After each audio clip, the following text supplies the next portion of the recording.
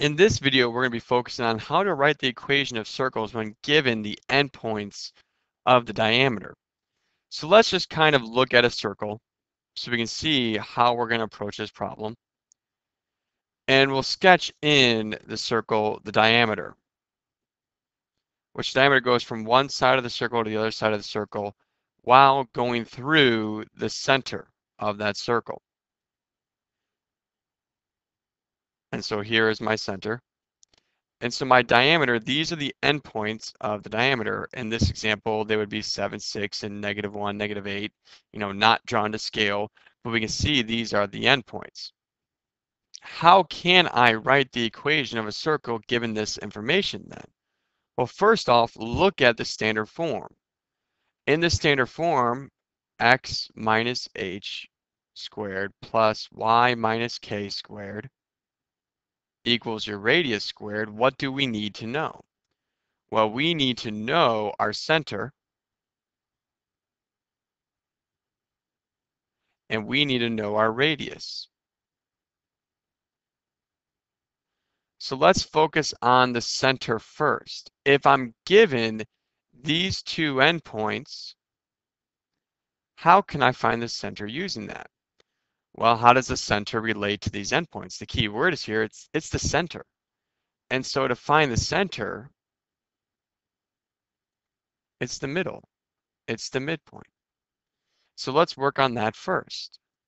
Let's find the midpoint of 7, 6, and -1, -8. And so remember, the midpoint says take the average of your x's. So I would do 7 plus a -1, so 7 minus 1 over 2.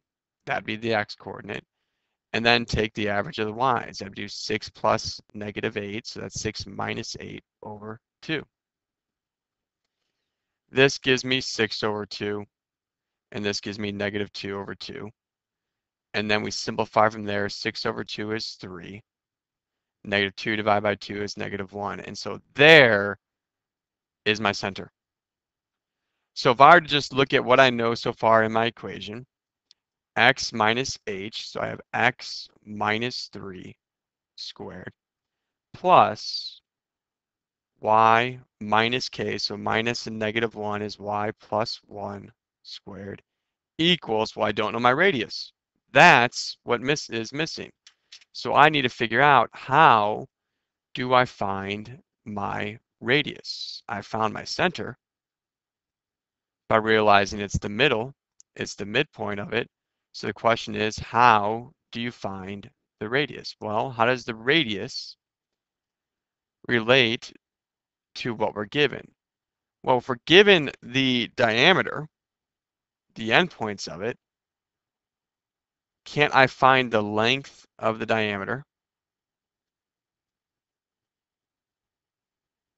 and realize the relationship between the diameter and the radius? I mean, my radius goes from the center to the endpoint. So remember, your radius is half the diameter. Your radius is the length of the diameter divided by 2. So what I can do here is I can use the distance formula with my endpoints. That gives me the length of the diameter, and then divide that by 2. And this is just one approach. I'll show a different approach in the next example. So let's do that. Let's work with the distance formula. Our distance is equal to the square root of x2 minus x1 squared plus the quantity y2 minus y1 squared. And so I have, for this, in here, it'd be a -8 squared. And here would be a -14 squared. So my distance is equal to the square root of 64 plus 196. So the distance is equal to the square root of 260. And the decimal approximation of that is 16.12. So that means my distance from endpoint to endpoint is 16.12 units. So if I want to find the radius, I take that diameter and I divide by 2. So then my radius is going to be 8.06. So the formula says your radius squared. So then I would square 8.06. And I get, for my equation, x minus 3 squared plus y plus 1 squared. Now 8.06 squared is 64.96. And there is the equation for the circle. Now in this approach, I use distance from endpoint to endpoint in order to find the diameter and then use the diameter to get the radius for it. Now another way you could have done this exact example is I know this endpoint, let's say this endpoint is 7, 6. Well, I know from my midpoint that the center is located at 3, -1. So I could have just used the distance formula with these two endpoints and gotten the radius right away. So that's the other way you could do this problem for it, is use what you found with the midpoint formula. You found the center, use that coordinate with either one of the endpoints, it doesn't matter, to get the actual length of the radius. Then you don't have to worry about taking your diameter and dividing by 2. That's the other way of doing this problem. Now, the way I like to do it, and this shows an understanding of concepts, which we know is very big with me, is not memorizing steps, but learning concepts for it, is remember what the formula represents for a circle. X minus h squared plus y minus k squared equals your radius squared. We know that hk, that coordinate, represents center. You know that r represents the radius. But tell me, what does xy represent? I mean, I'm telling you, h, k is the center, r is the radius. We still have two variables, x, y. X, y is any point on the circle. And think back to our definition of a circle. Any point on the circle is the same distance from the center. So here's how I'm going to approach this problem. I'm going to do the same thing, where if I'm given the endpoints of the diameter, I need to first find my center. That stays the same. You need to find your center by doing the midpoint of your endpoints. So I take my x's, add them, so I get 3 plus 1, and then divide by 2. I take my y's and add them, -3 plus 5, and divide by 2 for it. And so I have here 3 plus 1 is 4, -3 plus 5 is 2. So I have 4 divided by 2, which is 2. And I have 2 divided by 2, which is 1. So my center is located at 2, 1.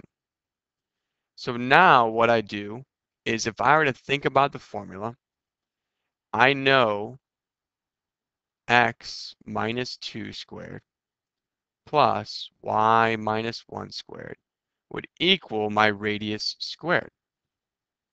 So what do I do from here? You can do the same steps we did above. That's perfectly fine.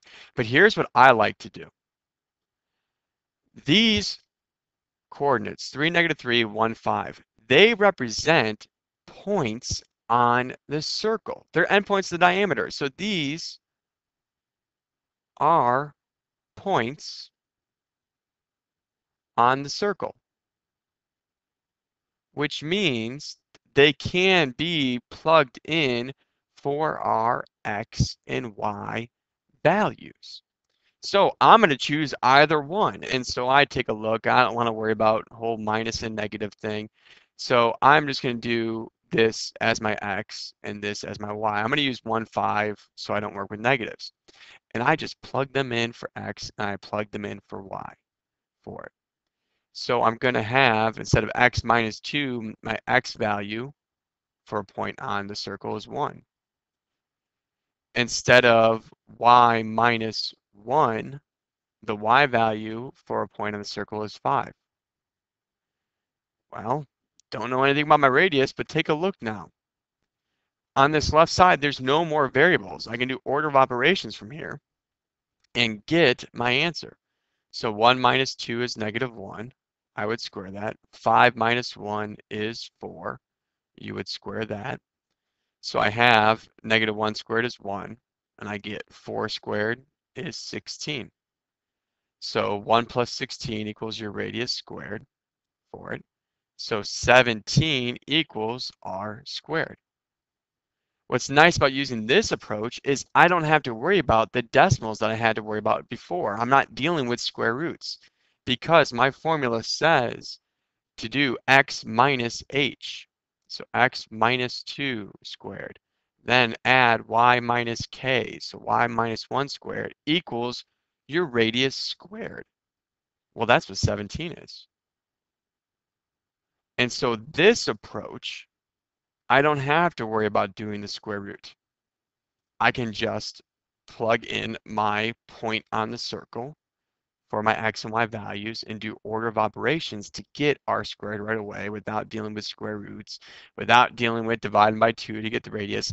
In my mind, this is a very direct approach, but many people do not use it because it involves an understanding of the concept of what does this equation represent. And we focus so much on, oh, your center is HK, your radius is R, and you need to remember what X and Y represent. They represent a point on the circle.